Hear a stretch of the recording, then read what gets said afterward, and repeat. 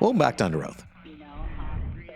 What I love best about talking to actors who don't grow up like myself is they stay into D&D, comic books, whatever they go, and they just take these beautiful things and make them bigger. And he actually made his own D&D liquor. Yeah, listen, that's there's no doubt that my passions and the things I love have served me, and I've been lucky enough to create and find opportunities to expand my love for those things and build a business. I mean, the reality is that as an actor, you're constantly waiting for people to come along to give you an opportunity to do your job, to give you the opportunity to do what you love. And so that's a horrible way to live a life. And so what I've done is I've sort of started creating businesses. I started a business 5 years ago called Beetle and Grimm's.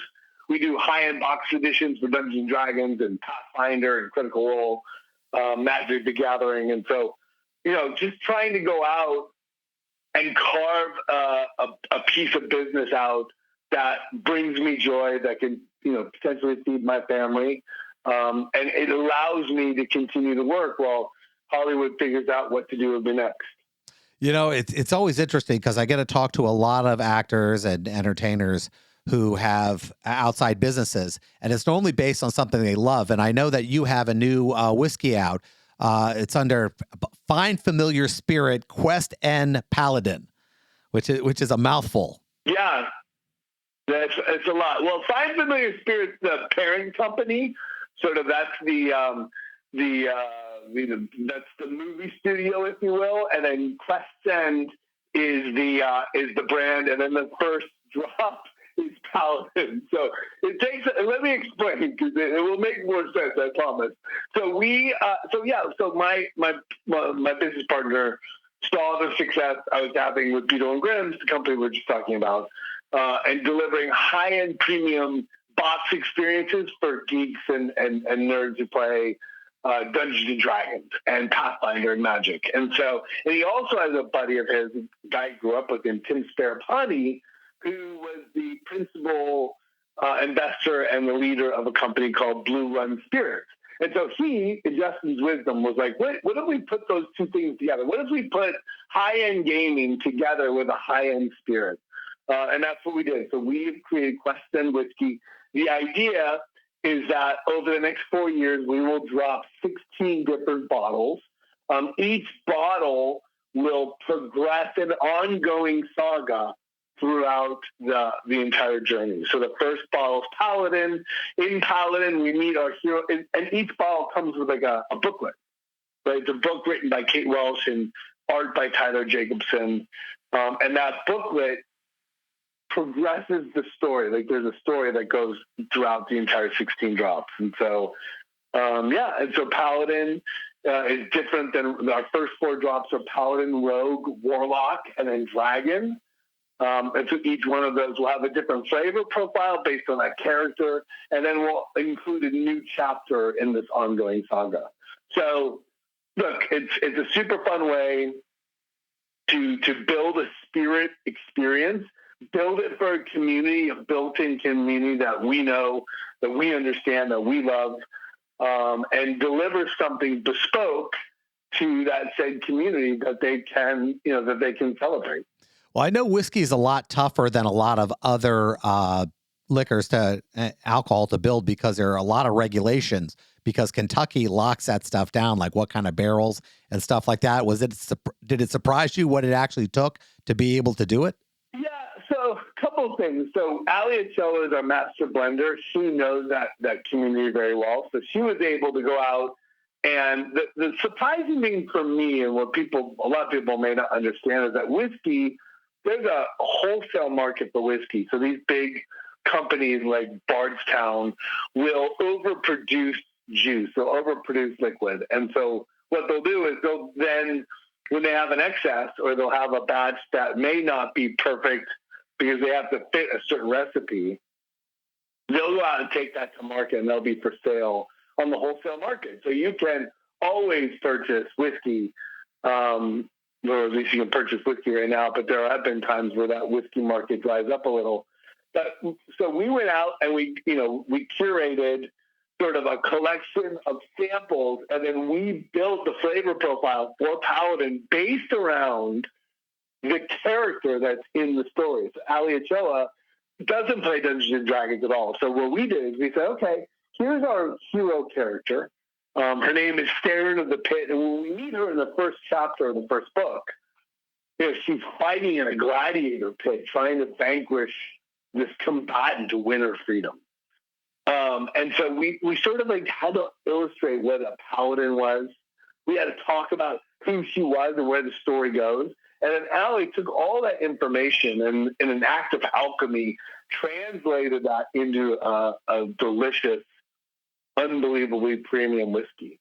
And so for us, what's essential is that we deliver on the whiskey side just as fervently and completely as we deliver on the fandom side. So the thing I think I've been most impressed with is Allie's ability to express these characters in different ways. That's the thing I'm shocked about.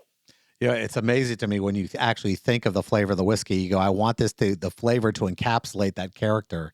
I don't think that has ever been done before like that. No, in fact, our filler, they were blending it just last week. And, I called David at Manifest. That's where you use this company, Manifest. I'm like, hey, between you and I and the lamppost, how's the whiskey? Like, how's the juice? Like, I tasted the sample, but once you buy all the barrels, you mix them and you're adding water, it's delicious. You're going to love it. It's going to be great. But he said, I will tell you the thing I've never seen, and the most impressive part is Allie. He's like, her ability to fight for a flavor, fight for this definition of this character was something he'd never seen before. And he's like, that's the most exciting thing I've seen in a long time. Now, hearing this and hearing your passion over it, I'm an attorney. I get to do a bunch of stuff. And, I also write comic books. So other people in my field, are a little weird, it's unusual for them, but there's a small group of us that, have a love for entertainment this way, sci-fi, comic books, everything else like that. How does that, when you're in Hollywood, you deal with this stuff. I mean, is that you find yourself having that small group of people that you actually can have these great conversations with? Yeah. Oh, there's no doubt. So, listen, we just did for Beetle and Grimm's and Dungeons and Dragons, we just produced a 20, and I can talk about this. I know we're striking right now, but this is not a struck company, so I am able to talk about it. We just did a 20-episode television show called Faster, Purple Worm, Kill, Kill. And the idea is that each episode is like Whose Line Is It Anyways meets Dungeons and Dragons, and each episode, 4 first-level characters go off into the world to become the heroes of legends and get wiped out by epic Dungeons & Dragons monsters. So every single episode ends exactly the same way. All 4 heroes are killed by these monsters. It's hilarious. Like, every show is different. Every show is funny. But of going out and finding celebrities to play in that game was at first daunting. But the reality was that the only reason we ever got a no was because of schedule. I think that, a Patton Oswalt of the world or a Seth Green of the world, those are your people. And I do think that there's a huge collection of quote unquote nerds in our community that, we see each other, we know each other. And when you give them an opportunity to sort of fly their flag, a lot of times they'll jump at it because that's their passion. That's what they love. Now, you get the opportunity, I assume you still play, I mean, do you have a set game or is it just whenever you can get down to it? Yeah, so Beetle and Grimm's, my Dungeons & Dragons company, one of the side effects of building a successful company, all 4 of my partners have left their full-time careers. The company's thriving. It's doing great. But the problem is that, we work day in and day out to build this company. And the idea of getting together to play Dungeons and Dragons is fallen by the wayside. So one of the things we do is that we run our company 100% on Zoom, and then once a quarter, because we're all sort of spread out over Los Angeles, which might as well be spread out over 10 states. But once a quarter, we will go away for a weekend. We'll rent a great house and sort of sit together, cook together, talk business, plan out what we're going to do in the next quarter, the next year, like build like the foundational elements of the company. But then, as media, one of the things we must do is we must play Dungeons and Dragons, and so that campaign plays 4 times a year, no matter what. And then I run a campaign for 4 of the biggest showrunners in Hollywood. They run television shows, and I DM that game. So I try to have 1 to 2 games going at all times. For me, that's where my joy is, right? People can go to a baseball game, or people can play golf with their friends. Like, I love doing both those things, but my passion, where I'd rather be, is sitting around a table telling a story. You know, I when I hear you talk like that, it's so inspirational. For example, you know, I grew up reading comic books and I wound up becoming a lawyer and doing all this nonsense. And then I remember the first opportunity I got to write a comic book was through Image. And then I got to interview Stan Lee. And I assume, you know, you growing up with Dungeons and Dragons and everything else and actually being associated with Wizards of the Coast and producing your own stuff just must be, I don't want to use the word surreal because everyone uses it, but it just must be, wow, I can't believe I've actually been able to take my love and actually make it part of my life. Yeah, well, there's no doubt. I mean, the idea that there's 5 of us around Beetle and Grimm's, the 4 of my partners, my best friends, have now left their management jobs, Medicaid marketing, and, you know, one of them ran a collection in ER rooms, you know, and sort of the administrative side. You know, they've all left their jobs and are working full time for their own company. I mean, that's the crazy part to me. The crazy part to me is that to help facilitate that change in their lives has been hugely rewarding. For me, look, yeah, definitely dealing with Chris Perkins at Dungeons and Dragons, who's their lead story writer and has written some of the greatest adventures ever published by that company, and having him on speed dial and being able to text him and sort of access to that, you know, is very exciting. And look, some people will be like, "Oh, you worked with Sir Patrick and Stewart," and like, you know, George Clooney. Those are great, amazing, but there is something about what I'm passionate about. That's my job. This is my passion. And so the idea of being able to get Chris Perkins on a text is pretty exciting. You know, people don't realize how tough it is. You know, for example, I wrote 8 issues of a book called Dragon Cross, and I didn't realize that the fans wanted maps. They wanted details. You know, it's not just being able to tell a story. There has to be, the facts have to be so clean. I mean, do you find that, you know, compelling? Yeah, oh, sure. I mean, with, you know, one of the great things about Quest 10 is that each bottle is a different chapter in the story. And so our first story, you know, is 16 pages long. Tyler Jacobson, who is a modern master of fantasy art, you know, does magic cards all the time, does covers for D&D books. Like, he's a preeminent Dungeons and Dragons artist in the world. So he does all the art. Kate Wells, who's the game designer, was the first female story editor for Dungeons and Dragons. Like, she did the writing. So the 2 of them, you know, look, we work and operate as producers and sort of help them along the way, make sure that we're delivering, make sure that we're all on the same page of where the story's going and how that's going to play out over all 16 drops. But they're doing the work, they're doing the writing. And so, you know, look, the great news is that we went to 2 of the best in the industry, and they both said yes. So that the creative process has been a dream, because we don't, you know, we are the bosses, and we can do this however we want.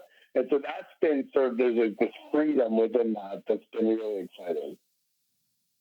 You know, when you create something on your own, like you've been doing, do you get the opportunity to keep the original art sometimes, or at least pay the artist to be able to say, I want a piece of what I created?